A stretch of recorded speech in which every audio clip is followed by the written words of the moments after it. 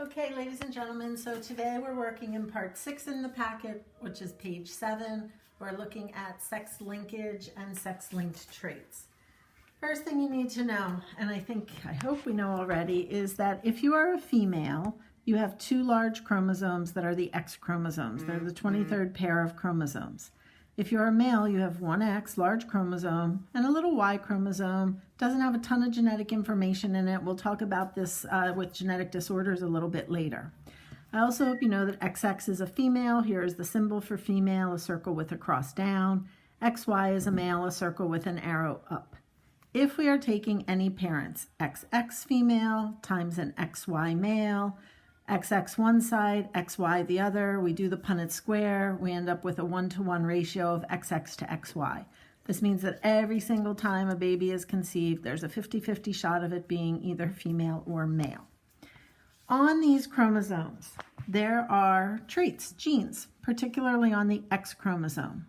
On the X chromosome only, there are some traits that we refer to as sex-linked, and we write them as a superscript but with a lowercase letter. All of the X's that have nothing on them have the uppercase letter, which means they're not carrying that trait or they don't have that trait. When you see a lowercase letter, it is telling us that this X is carrying this gene, which for us is going to represent hemophilia. So hemophilia is a sex-linked trait. It's carried on the X chromosome. Males can't be carriers because they have only one X. They either have the disorder or they do not. Females can have the disorder if they have 2 of the same traits. They can carry the disorder, so hemophilia gene is the little blue here. This female happens to be carrying hemophilia, or they don't have it at all if she had little red X's there. So, in this case, we are looking at parents, a female carrier of hemophilia with a normal male, XY. The key. So the key has been given to you, and yes, it's a little extensive, but it is something you should become familiar with. If you are an XX, you're a normal female. You don't have the trait for hemophilia.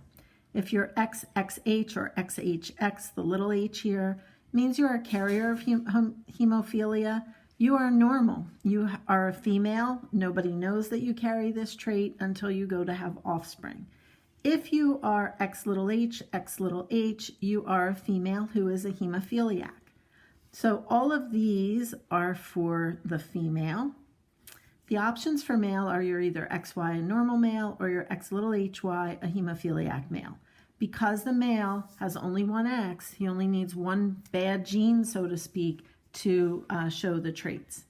So if we go back to our parents, a carrier female with a normal male, we can put our female on one side of the box. We put our male across the top. It doesn't matter which way you do this. And we do our Punnett square. So we've dragged down each of the traits. And when we do that, we can see that the X little h comes over, big X comes down. X over, X down. Little X over, Y down. X little h over, Y down. Genotype ratio, we need to list all of the choices from the key. So XX, XHX, XHXH, XY, XHY. And if I look in my Punnett square, I see that I have one XX, one XHX, 0 XHXH, one XY, and one XHY. Now I want to write out my phenotype ratio, which again, I have to write the entire key. But what you see here is that normal is normal. If this female is a carrier or not, she is still normal. So these two get put together as a normal female. I have 2. Hemophiliac female, I have 0. I have 1 normal male and 1 hemophiliac male. So my steps, I would have my key, my parents, my Punnett square, my genotype ratio, my phenotype ratio. This should allow you now to go back to your packet and finish part 6, which is the sex-linked traits. Stay tuned, there's more. Have a good day.